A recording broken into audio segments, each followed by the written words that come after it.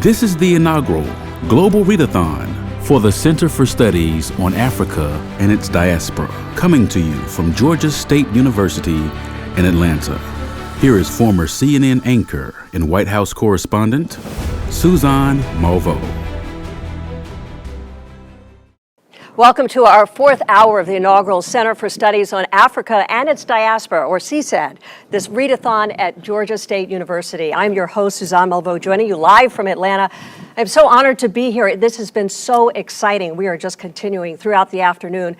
One of my favorite books of all time, here we go, Dreams of My Father, about Barack Obama. I read this back in 2000, 2008 when he was running for president. I was covering him as a candidate at the time, prepping for our sit-down interview. Actually found the note cards inside here, the questions that I had prepped for that interview.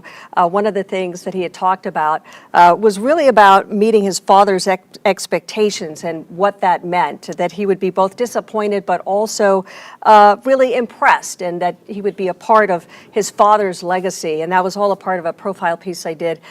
This was back when much of the country hadn't even heard of his name. So one of my favorites here that I wanted to share with you. And of course, I'm super excited to bring you this hour because this next segment is what we're calling our Knowledge is Power Hour, okay? So for the next hour, we're gonna be talking to some of Georgia State University's finest scholars. We're gonna be sharing with you also some clips from a dance film based on Stages of Humanity.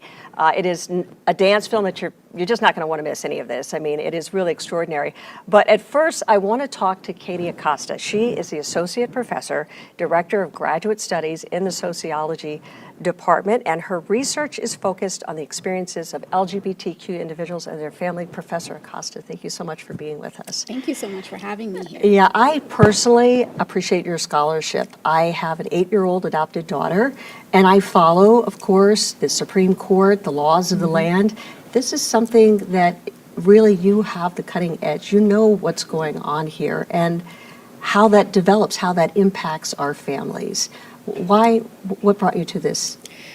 Yeah, great question. So what brought me to this work? Well, I should say that my entire career, I've spent studying LGBTQ families, and particularly racially minoritized LGBTQ families. I wanted to make sure this research was out there. I wanted to make sure that our families were being seen and read as legitimate, as valid, and as existing as a valid family form. When I started doing this work, we were in the middle of a huge fight in this country around marriage equality, and there was so much division.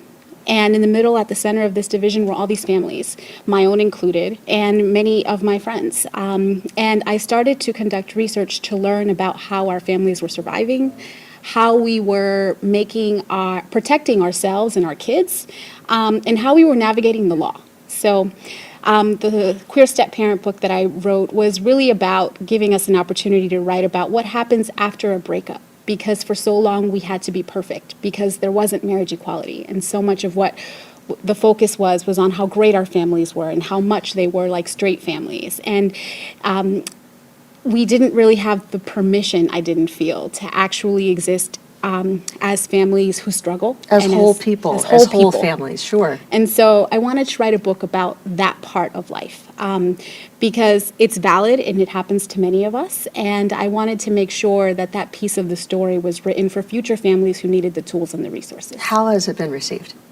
It's been really well received. When I was conducting the interview data, I interviewed a lot of families for the book, and a lot of families were nervous to talk about it. There were concerns around am I going to lose my kids? Yeah, am I going to lose my kids? There were custody issues that people were dealing with. A lot of the families were in the middle of negotiating custody disputes with their former partners. They were concerned about judges. So the information was raw. And I felt like a real obligation to make sure that I did my very best to get it as right as possible. And I think that the reception has been positive. It's a really authentic look at families when they struggle and when they survive and when they find ways to thrive. And that's such a unique space because that's not a lot of people are not talking about that. That's so very important. One of my favorite books in college, Audre Lorde, yes. Zebby. Yes. And I want to take you back to my college years because even just reading gay authors, right? I mean, it was, and young people don't understand this. It was courageous and taboo at the time. Yeah. I mean, really, Truly. to have this book at that time when I was in college. And we've come a long, long way, I think, and yet we've seen some pushback, with the laws. And where do you think your scholarship fits in all of that? Oh gosh, great question. Where does the scholarship fit?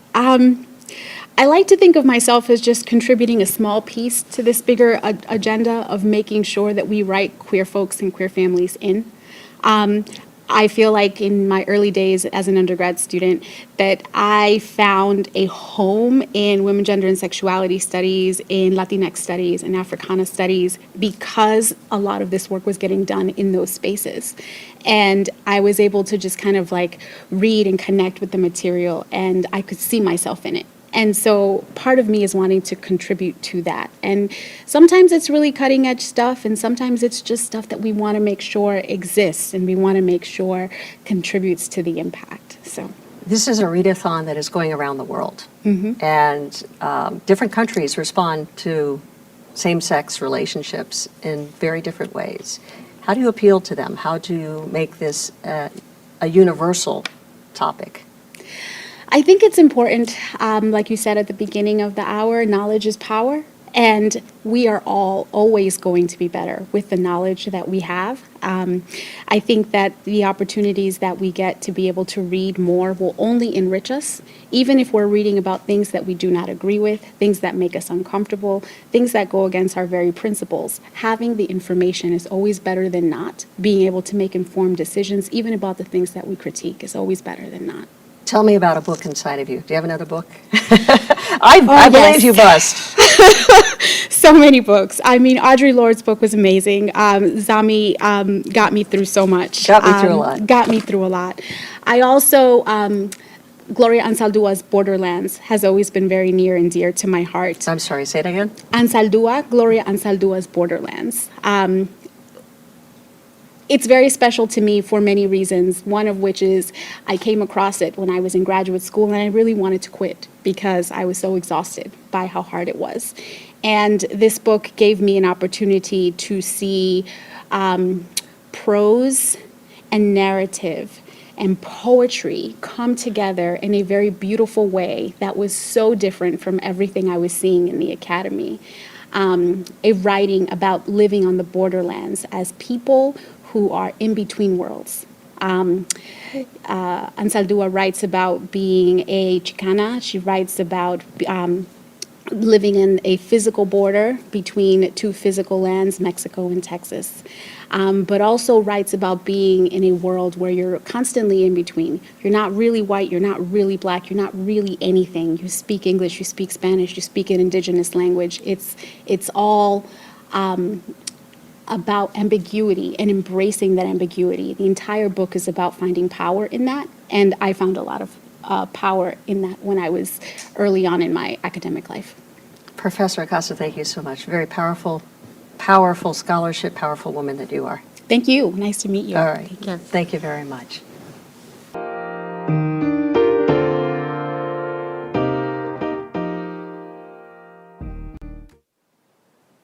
Let's bring in Professor Elizabeth West. She's Director of Academics at CSAD. And Dr. West, of course, thank you for joining us. Really appreciate it.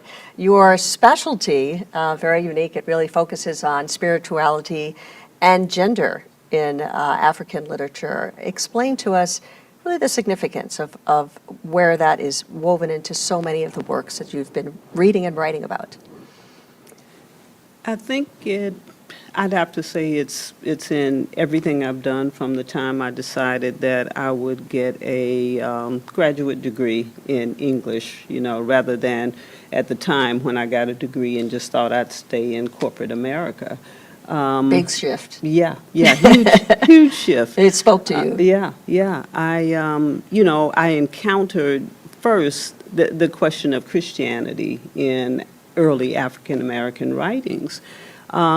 But over time, and really in a short time, it just occurred to me that so often what gets credited as Christian influence in Black culture, in Black spiritual ethos, is not particularly Christian rooted. You know, it carries a similarity or an overlap to Christianity.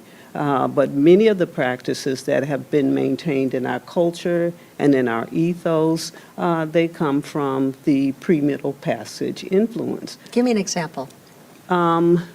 The example of burying the dead near a tree, facing east.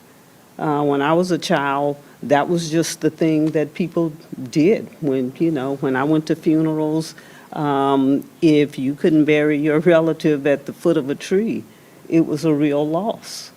I never understood why until I started reading more about indigenous African cultures.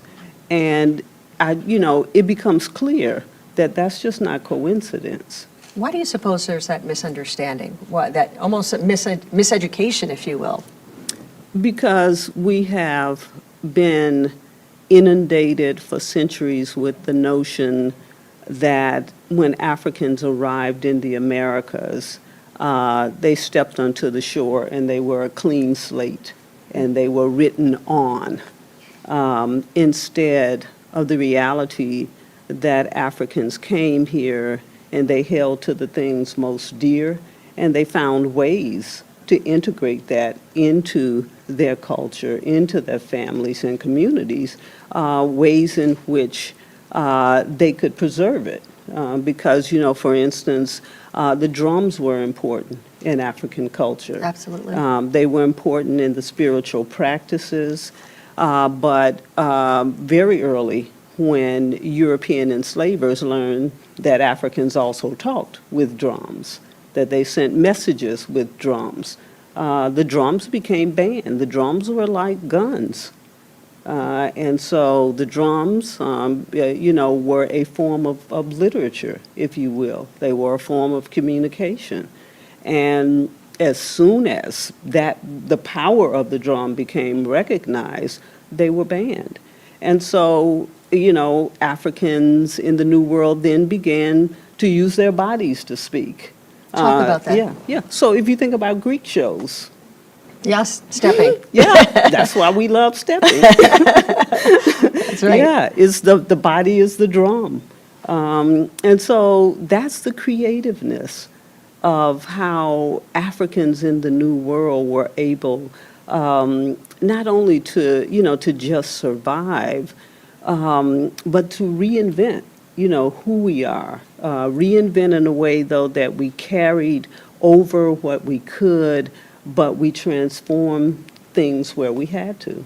And you specifically, you focused on the character of Phyllis Wheatley. Can you talk a little bit about what people understand about her and that misunderstanding about the role that she played?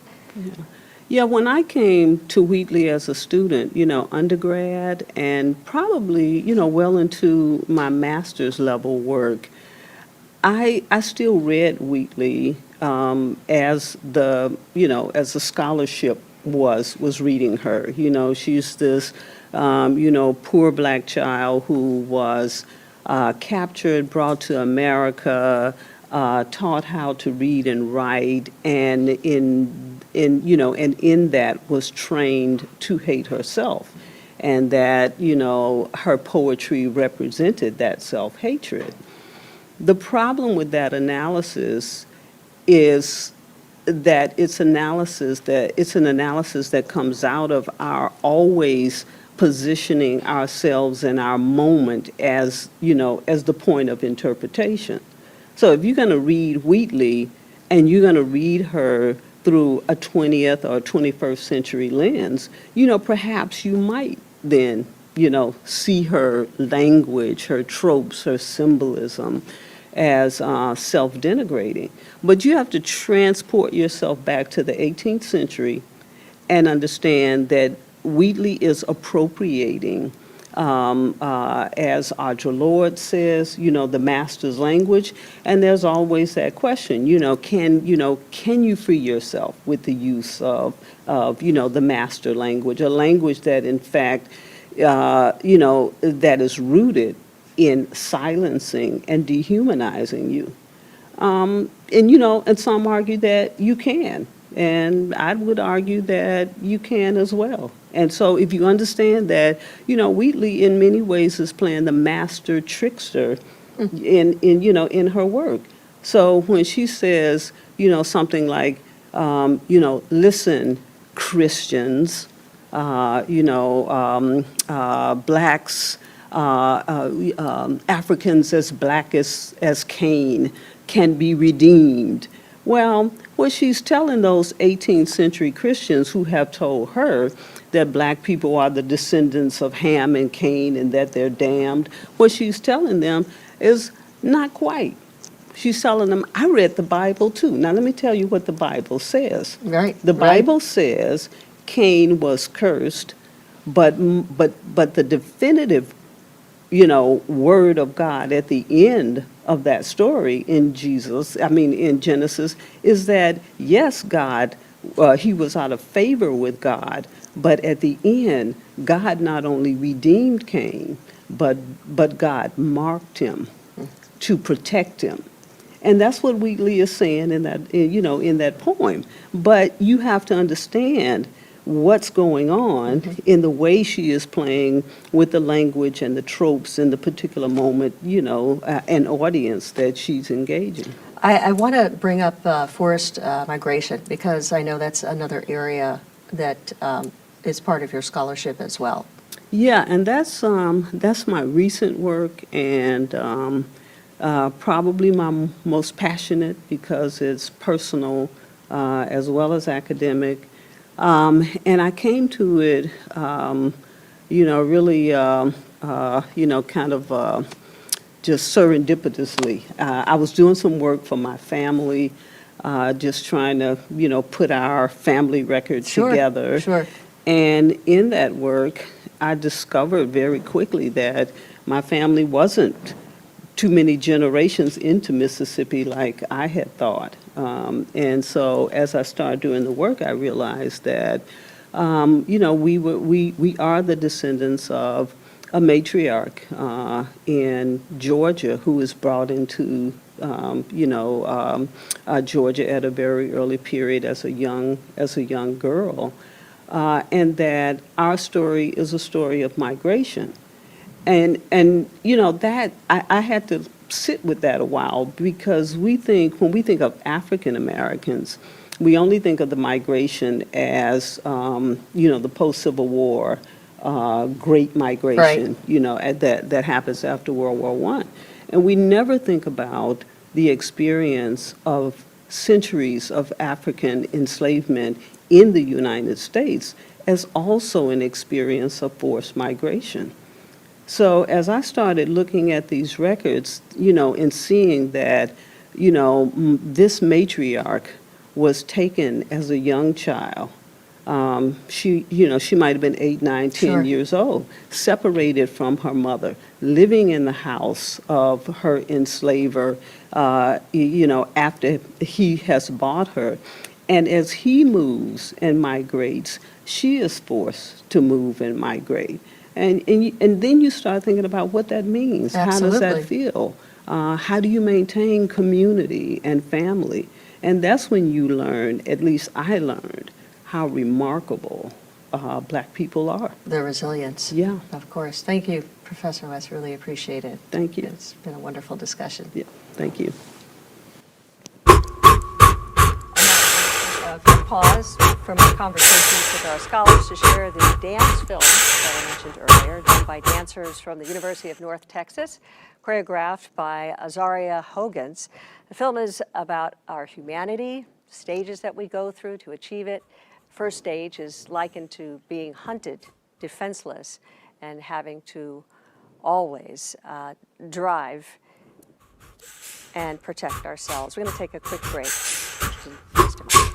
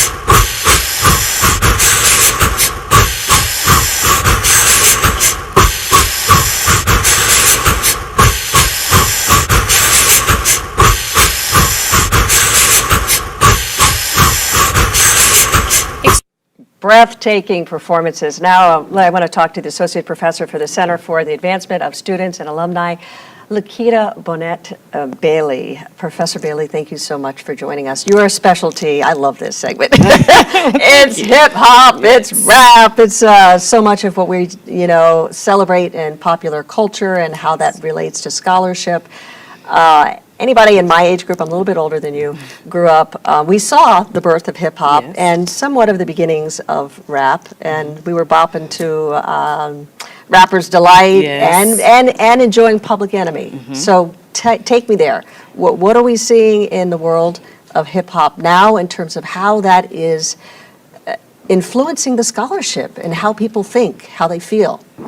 Yes, well, I mean, I think this is a significant year because this is hip-hop's 50th, right? So it's their 50th anniversary. They were founded in 1973. You just aged me. No, go ahead. Sorry. But yeah, so what 50 years. Yes. Wow, okay. And it's a culture that we thought was going to be a fad, that many people thought was going to be a fad, that it wouldn't last as long. And we see hip hop is not only thriving, has not only last long, but it's also thriving. And so we see this global expansion of hip hop. And that is what is very interesting. And so some of the people you were talking about, like the Public Enemy and the Rapper's Delight and some of those early foundations of hip hop, we see more of that type of hip hop internationally. So more of the conscious message type of rap music that exists internationally. But we also still see it here in the United States. And so it's a huge aspect to think about. What I do specifically is look at the political relationship between hip hop and politics and social justice. And so we look at, sometimes we see rappers on trial. We see the influence of female rappers in general and the lead that they have been taking. How does that relate to books? Oh, well, actually, that is really good. So there are a lot of scholars who are doing research. So the first thing that you discussed, Rap on Trial, we actually had a conference here about 2 weeks ago where we had the scholars who wrote that book, Rap on Trial. And so they are actually looking at what is going on with hip hop, how hip hop is being used against artists. And it's also, not only are they writing books about it, but they're supporting movements or pushing forward movements. Like To Protect Black Art is a movement that started around this idea of rap on trial. And yes, people want to understand every aspect of hip hop. So they want to understand that is feminism discussed in hip hop? What cultural issues are debated or discussed within hip hop? And so scholars have this opportunity, and what we're seeing is the production of a number of books to look at these different aspects of hip hop, to not only talk about these social issues, but define the different subgenres that exist within hip hop. And so it has been a fascinating year. It has been a fascinating time for scholars to develop and to think about hip hop and its expansion and the multiple ways that we can look at it. So not only are we looking at hip hop as a force to discuss social issues, but now we have hip hop actually talking about public health concerns. And so they are using that to spread information. We have hip hop in the schools. My children learn things from hip hop. They have this program where they listen to rap songs that are talking about issues that they are discussing in school. Wow. And so, That's great. it's expanding this in all aspects of our society. How do you use the scholarship to really share that around the world? How do you use those books and the studies, the emphasis on the culture, the language around hip hop to speak to the globe? We do it in a number of ways. And so there are scholars who exist outside the United States who are doing different aspects. So looking at hip hop in Japan, for instance, and writing books about hip hop in Japan. I believe that's Ian Condry who does that research. There are a number of scholars who are looking at different aspects. In fact, we published an edited volume last year called For the Culture, Hip Hop and Social Justice, and we have scholars talking about Mayan culture and hip hop. So how Mayans are using hip hop to spread information about culture that many young people didn't know. And so we talk about, we had individuals from Korea featured in that book as well, and talking about hip hop as far as leading social movements in Korea. And so it's a expansion of the ways in which hip hop is able to speak to people and to lead certain things, but also to think about all of the different aspects that that scholars still have not uncovered. And so there are still aspects of hip hop that we are researching and writing books about.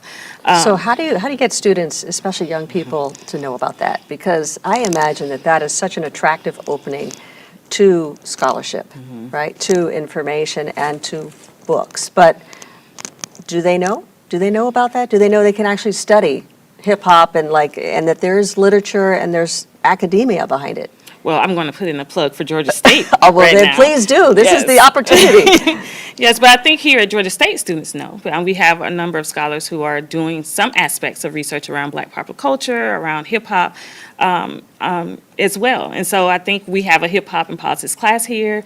We've also did a hip hop in the law class, looking at the different aspects of legal theory that is observed in hip hop. And so I think students are becoming more aware. And then having things like we had last week or 2 weeks ago, the conference, where we focused Absolutely. on hip hop.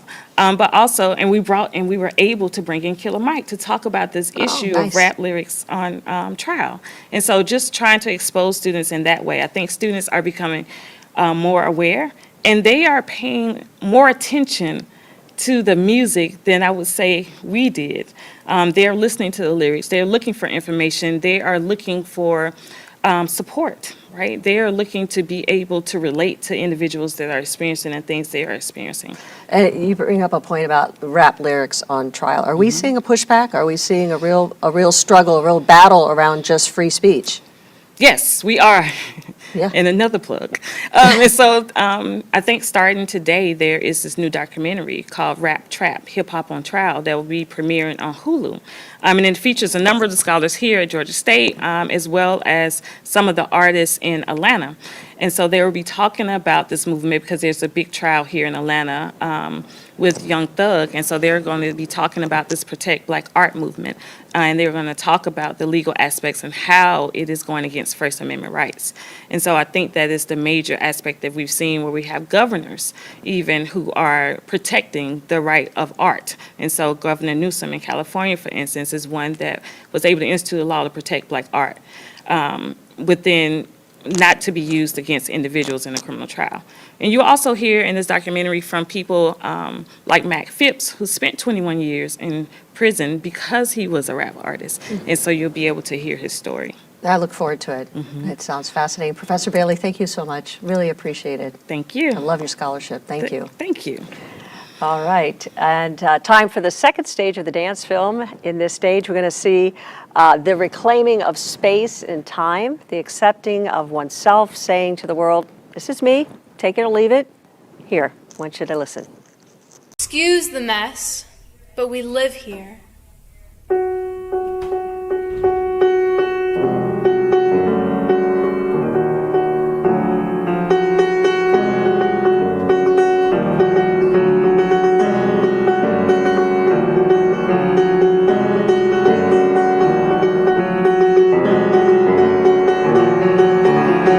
Excuse the mess.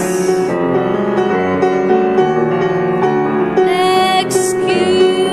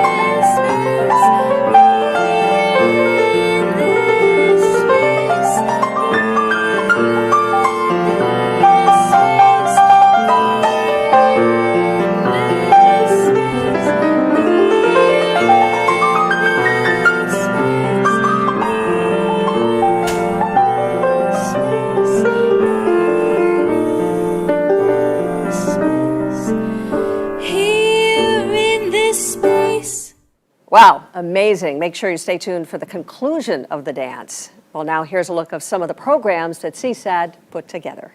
This event, in fact, is near my heart because when I took the position, it was my hope that I would be able to find ways to connect what happens here at the Academy to conversations that people are having out there, what we call the real world. The voice said to my mom, your husband and your son have been involved in a car crash. One of them is dead and we don't know which one.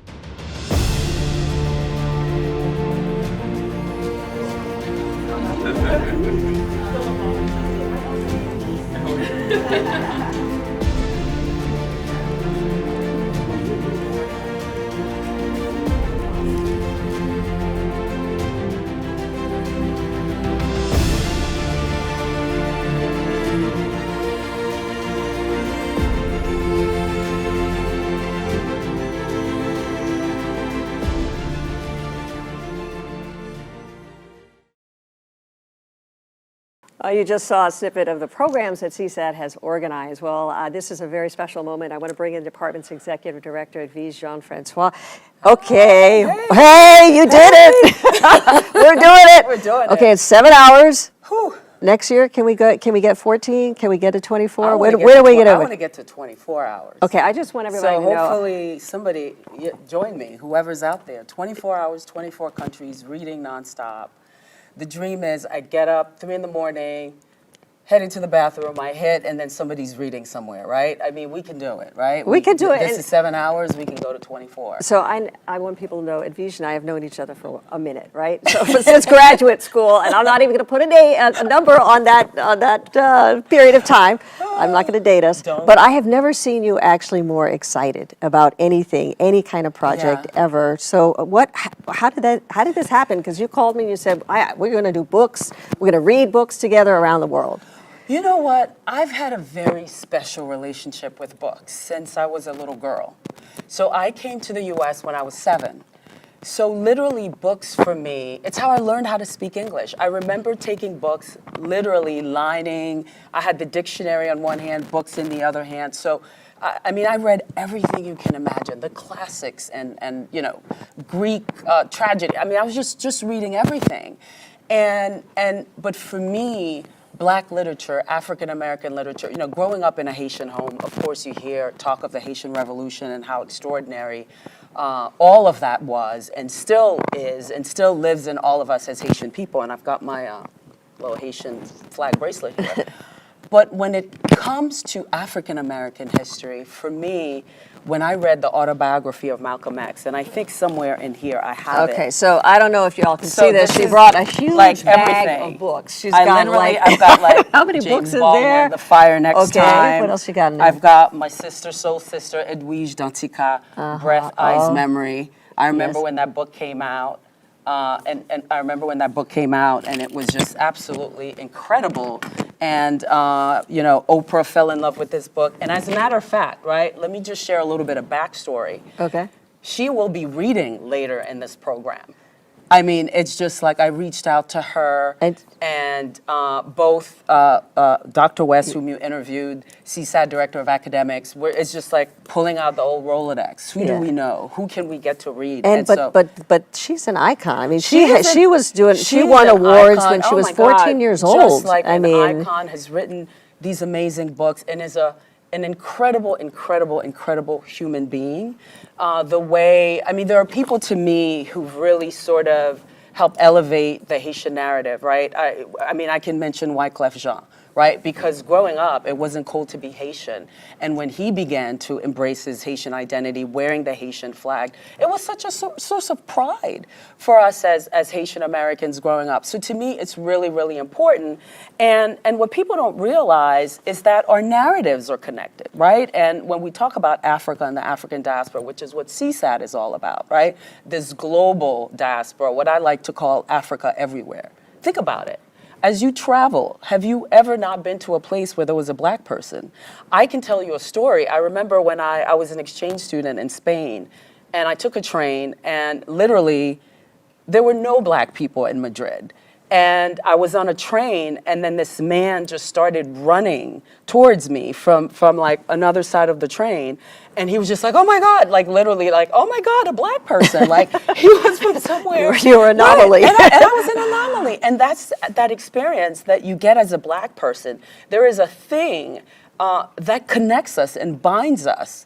And it's incredible. So And Advish, I mean, also when you think about it, what you're doing today, I mean, the Gambia, the fact that you have people in the Gambia who are reading the same books that we are reading, that we've shared in that experience and the journey, the history. Absolutely. Like the Gambia Hour to me is so important. To read, you're hearing people read literature, narratives in the Gambia, talking about Kunta Kinte, right? And one of the first television experiences I remember as a kid was watching Roots. Right? You mentioned this earlier, like 100 million people. Imagine, this was before the internet, before. No. Right? Oh, and there's a story. The yellow page I version. Have an extra story my parents' about copy. Alex Haley actually wrote parts of Roots at Hamilton College. Oh, okay. He was Your a alma professor mater. there, my alma mater. Part of this narrative was written at Hamilton College, right? Go figure, right? Wow. So this book is, I mean, I just remember what an amazing television experience it was to watch. And I think for the first time, people had an example. People actually could see what slavery looked like. It was incredible. And so here, this little book I picked up, you mentioned the slave castle. I remember I picked this up when I went to Cape Coast. And to actually be standing. So this is an interesting story I want to share from when I was in Ghana. And so you're standing in a dungeon where black people had been bought, right? Kept in fetid, just smelly, horrible places. And one of the stories that came out was he talked about how some companies are still profiting from the profits. And he mentioned Lords of London, right? The insurance company. Right. So check this out. So this was in 2020, February 2020, and George Floyd was murdered in May. And not long after George Floyd was murdered, Lords of London came back and apologized. That's right. I remember that. But think That's about right, this. yes. But think about this. An apology 300 years in the making. Right? Think about this. Right? So to me, it's sort of, I think that's what people don't realize, that the past does live in the present, right? We're talking about black history, but it's living history. So Advish, connect that though, because you love books. I'm just going through my books here, so you do what you want to do. I'll let Advish take over, but basically, you bring it back to the books, right? Yes, because bring it back to the books. we know about history, we know how it's connected to the present, we know how it's connected around the world. Bell hooks. But still, we want to connect it to the books here. Books here. Tell us. So we have the same book. You have this book. Oh, I have this absolutely, book, right? Nikki Giovanni. This was a classic in our college days. But okay, I want you to talk about Maya Angelou. We got Maya Angelou. So I was covering the Obama campaign, and there was an event, and it was candidate Obama. And I don't want this Maya, to become to me and I. Maya Angelou, and you got to meet. So I have an extraordinary. She got to meet Maya Angelou but in person. I have this crazy full circle story. So when I was in college, I have this thing when I say know who you are, passed down to me by my father. So when I was in college, Maya Angelou came to college. And I was lined up like all these eager students to get her to sign my book. And she looked at me, she said, have you read Masters of the Dew? Never heard Masters of the Dew. Well, Masters of the Dew is this classic story written by Haitian writer Jacques Roumain. Never heard of it. And she said, you must read it, you must know who you are, right? Fast forward years later, as a working journalist, my assignment was to go to her house and produce this interview, right? Talk about a day's work, right? Wow. So that is like a dream come true. So I show up, the yellow house. I mean, I still can remember it so vividly. I walked into her house, and I remember there was a picture of Oprah sitting on her her living room table, right? So you walk into greatness, and there's more greatness sitting on a table, right? And then there's you greatness. Oh, well, I don't know about aspiring that. greatness. So the interview ends, and we go into her kitchen, just the two of us, while the crew was packing up the equipment. She looks through her cookbooks. I remember telling me about feijoada, which is like a Brazilian dish. And she says it's the perfect dish for entertaining because it's like, it's like paella. It's like gumbo. It's like one dish and all you go. It's just to have that moment, right, where you're sitting there talking to Maya Angelou and it's part of your work. So I'm blessed. And so back to books. So what's your all-time favorite? I'm going to interview you now. No, you don't get to do that. Okay. Well, it's so much fun because I just grabbed them, and it's like there were so many that I brought from my house. It was really hard to pick and choose. I did read a little bit of Nikki Giovanni, and Khalil Gibran is one of the folks here, the prophet. And by Khalil Gibran. I love that. And then you fast forward, and you've got he was Lebanese, folks like we'll Susan let him Taylor. in the club, right? It's all right, everybody's included here.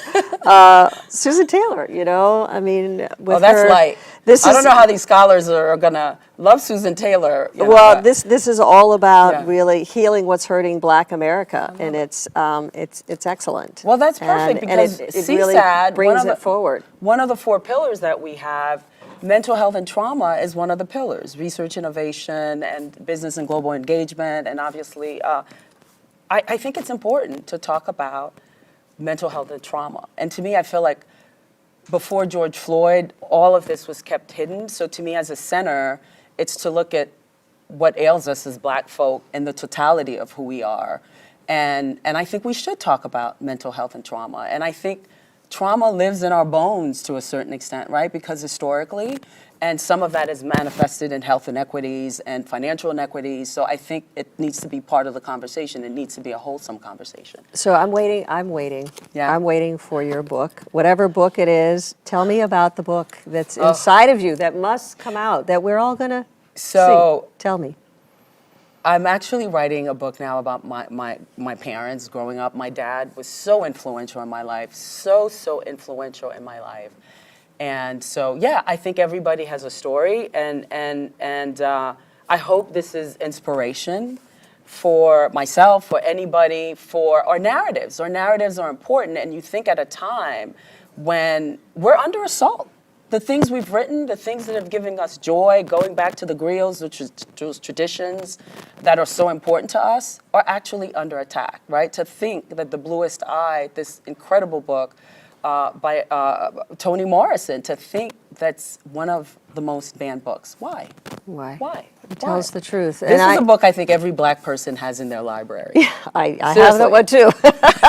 Things fall apart. I do want you to, this is a program that's so important, and what you're doing is so important. I just want you to bring it home for us in terms of the personal aspect of this and your own culture, your own background, and So what this here's, means, what is if this I reveal? can find, hopefully I put this book, this is a great question. Keep talking while I look at this book. While she's searching. But this is, I hope it's in here. Oh, I talked about Malcolm X earlier, of course, this book, just really to me the most influential book I've ever read. Well, here, I think for me it's important because, and I want to go back to Haitian history because I do think it connects to Black people all over the world, because Haiti was the one and only first, and I think it's such an important history that that not enough people know about, right? And so to me, when you think about, I was reading this book on this very subject, that even when it was happening, it was so unbelievable. There's this book that I've been reading. It's narratives from people who escaped, right? The slavers who were escaping during the Haitian Revolution. Like, they couldn't even understand. They couldn't believe that slaves had actually gathered and went into a forest, called unto their Loas, right? Ogun and Erzili and all their different gods, right? That Catholicism and Western religion has sort of demonized. They couldn't believe that, the happy Negroes would actually feel the need to be free. And so to me, when you read those narratives, they're empowering. Listen, nobody's going around angry. Nobody's going around saying, I don't think if we carried anger as Black people, I don't know where we would be. I think to me, it's the opportunity for people to actually know the history, understand the history. All of us have read books across all kinds of cultures, right? And so to me, it should be embraced. American history, Black history, African history, world history, global history, we all need to be part of it. So, And I so think I think we got that. Somebody And rap me. somebody's saying hard rap. Somebody rap me because I love what you're doing, I can't find Adij, this and book. I Okay, anyway. appreciate so much that you even invited me to be a part. It's such an Thank you honor. for saying yes. And hopefully 24 hours is in our future here. Yes. As promised, of course, we want to also bring you the conclusion of Humanity, that dance. We're going to go to stage 3. It is the mourning stage. And here is when a person who's actually found themselves, they mourn the fact that they were once lost. This is stage 3.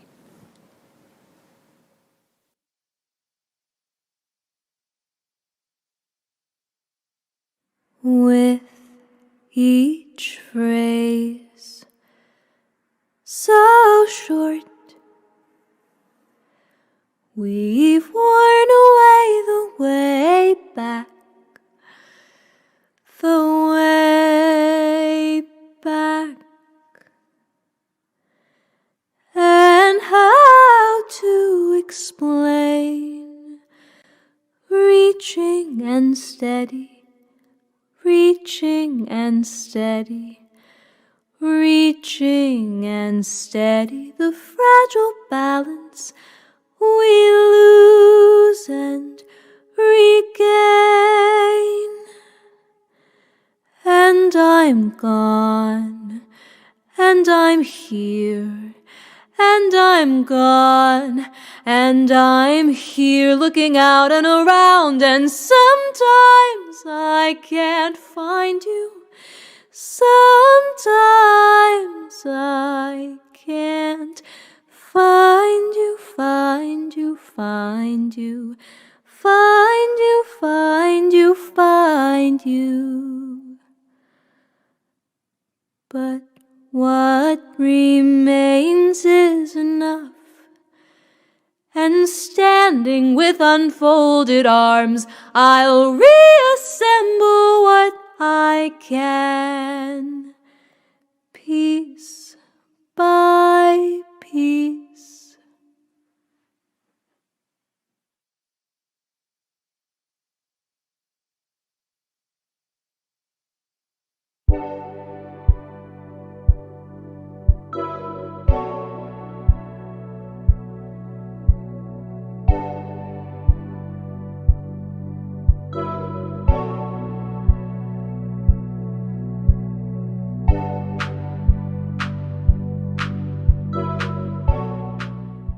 That was an incredible performance, and we do have more performances, some live here in our CSAD stage later on in the show, so I want you to stick around, of course, for that. And now, why don't you share these profound quotes from Trevor Noah, Dr. Maya Angelou, and George Johnson. We'll see you at the other end of the break.